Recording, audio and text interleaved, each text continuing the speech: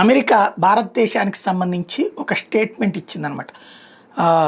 India has been uncooperative in trade talks.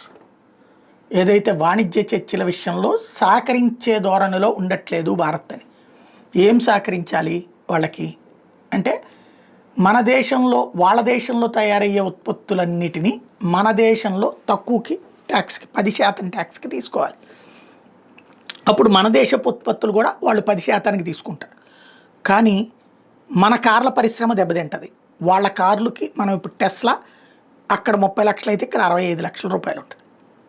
అది తీసేసామంటే మన కార్ల పరిశ్రమ అంతా కొలాప్స్ అయిపోతుంది, వాడిదే ఫైనల్ అయిపోతుంది.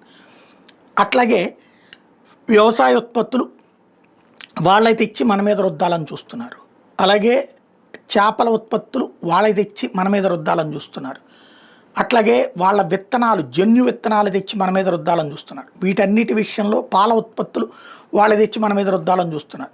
అవి చేస్తే మన దేశంలో ఉన్నటువంటి దాదాపుగా 18-20 కోట్ల కుటుంబాలు, అంటే దగ్గరగా 50-60 కోట్ల జనాభా భవిష్యత్తు నాశనం అయిపోతుంది. అందుకనినే భారతదేశం అంగీకరించట్లేదు. మోడీ మొండిగా నిలబడుతున్నాడు.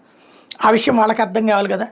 వాడు వాళ్ళ దేశం క్షేమం కోసం చూసుకుంటుంటే మరి మనం మన దేశం క్షేమం కోసం చూసుకోవాలి కదా. అదే ఇక్కడ సమస్య.